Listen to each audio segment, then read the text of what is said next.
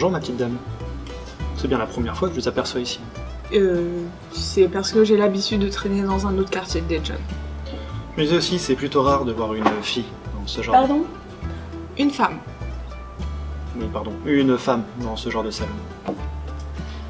Mais c'est pas un salon ici, c'est un café. Hein? Ah ouais.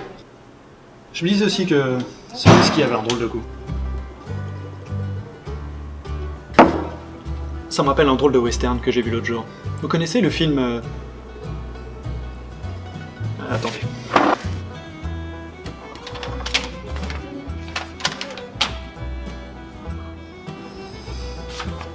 Le bon, la brute et le cinglé. Vous voulez dire le bon, la brute et le truand ? Non, non, non, je parle bien du bon, la brute et le cinglé. Ce remake coréen de ce western classique. Non, jamais entendu parler. Alors, action!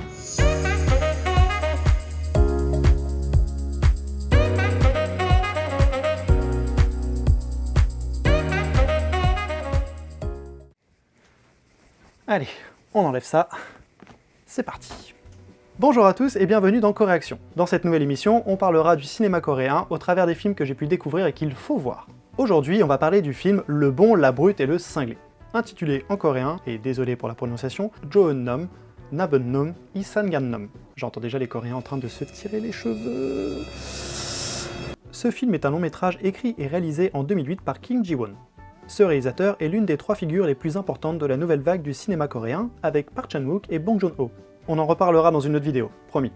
Le bon, la brute et le cinglé est un western rendant hommage à la trilogie du dollar du grand Sergio Leone, pour une poignée de dollars, et pour quelques dollars de plus, et du film Le bon, la brute et le truand dont il reprend le pitch de base. À savoir trois cow-boys qui courent après un trésor enfoui au fin fond du désert. Ces derniers sont interprétés par trois têtes d'affiche du cinéma coréen, Jang Woo-sung, qui joue Park Do-won, le bon, Song Kang-ho, qui joue Yong Tae-go, le cinglé, Lee Byung-hong, qui joue Park Chang-hee, la brute, et qu'on a déjà pu voir dans le précédent film de Kim Ji-won, A Bittersweet Life. Ici, l'histoire est transposée dans l'Asie des années 30, et plus particulièrement en Mandchourie, territoire chinois occupé par l'Empire japonais. Et l'histoire du film, du coup, c'est quoi? Le film commence avec un riche homme d'affaires qui donne une mystérieuse carte à un messager pour qu'il la vende aux Japonais. Cet homme d'affaires charge ensuite Chang-hee, la brute et célèbre tueur, de s'emparer de cette carte une fois que l'échange sera fait afin de récupérer le beurre et l'argent du beurre. Pour cela, il lui donne un ticket que la brute découpe car les méchants ne prennent pas de ticket, ils arrêtent le train. On est alors transporté au milieu du désert chinois par un soleil brûlant où un aigle en image de synthèse, un peu moche, nous présente les trois acteurs, le cinglé, la brute et le bon. Puis le train en question apparaît manquant de peu l'aigle, pas de bol. On suit alors Tae-gu, le cinglé, déguisé en vendeur qui attaque l'armée japonaise puis tire dans les fesses du réalisateur, parce que pourquoi pas, il dérobe alors la carte tandis que le méchant arrête et attaque le train. Ça fait pam pam boum boum, et l'on est introduit à Do-won, le bon, qui est là tout à fait par hasard, et se met en tête d'arrêter Chang-hee pour empocher la prime qui est sur sa tête. Oui, c'est un chasseur de primes. Le cinglé arrive à s'enfuir, tandis que le bon est éjecté du train par un bon gros coup de marteau sa mère. Il se met alors à la poursuite du cinglé sous les yeux d'un groupe de bandits qui se demandent bien ce qui se passe et en profitent pour nous faire un peu d'exposition. Merci. Le cinglé retrouve alors son ami Manguil, et ensemble ils comprennent que la carte indique l'emplacement d'un trésor de grande valeur. Le cinglé se fait attaquer par des bandits mandchous, et réussit à s'échapper grâce à sa maladresse. Il se fait néanmoins arrêter par le bon, mais lui propose de s'associer pour récupérer le trésor. Ce dernier accepte. S'ensuit tout un tas de péripéties, avec notamment une spectaculaire scène de gunfight aérien et une course-poursuite endiablée dans le désert mandchou auquel se joint l'armée japonaise qui elle aussi veut sa part du gâteau. Au terme de cette course-poursuite, s'engage alors un duel à 3. Un truel? Reprenant alors la scène emblématique du film Le bon, la brute et le truand, et c'est tout. Pour connaître la fin du film, il vous faudra le regarder car il est vraiment excellent et il mérite... Eh, t'as vu? Il existe une version coréenne?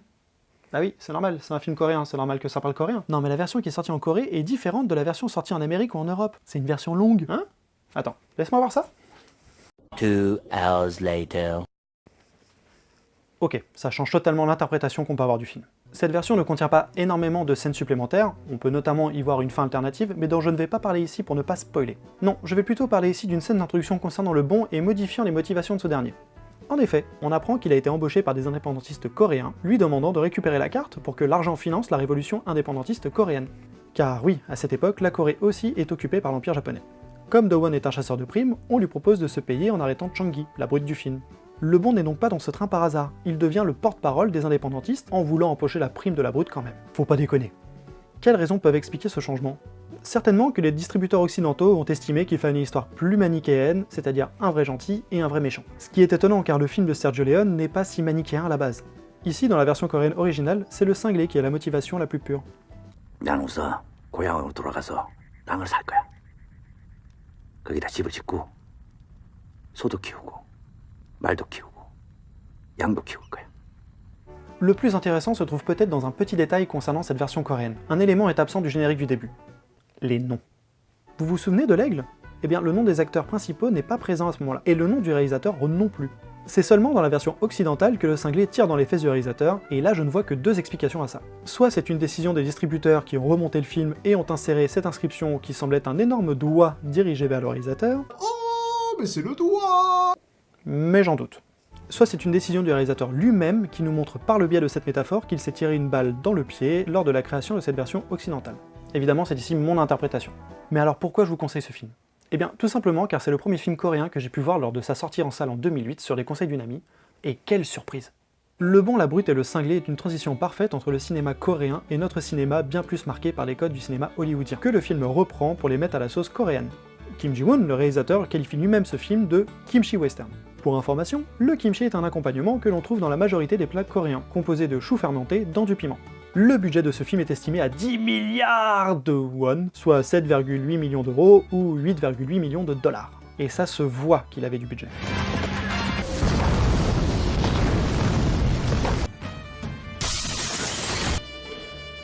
Ok, non ça c'est moche. Mais il faut pas oublier que le film a 10 ans.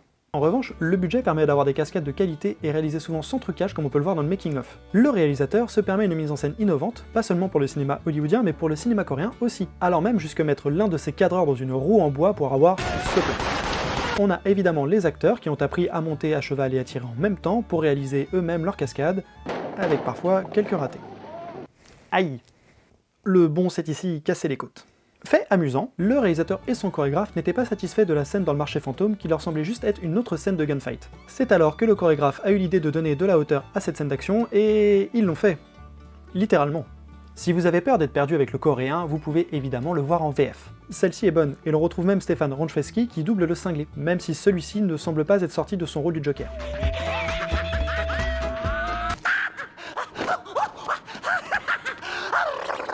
En revanche, même si cette VF est de qualité, elle efface les différentes langues que l'on peut entendre en VO. Difficile alors de comprendre qui est coréen, japonais ou chinois. Tout y est lissé.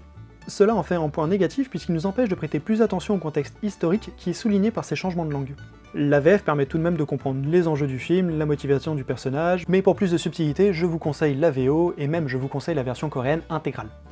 Au final, le film est un excellent hommage rendu au classique du genre qu'il revisite de manière déjantée. Ce que l'on comprend davantage avec sa version longue contenant une scène de fin alternative qui rappelle un des éléments les plus connus des westerns. Ne pas spoiler, ne pas spoiler, ne pas spoiler. Il faut voir ce western coréen. C'est un film d'aventure rythmé à 1000 à l'heure, teinté d'humour, avec un sous-texte politique et historique concernant l'indépendance de la Corée sous occupation japonaise. Bref, un film dans lequel tout le monde trouvera son compte, et toi aussi. Et...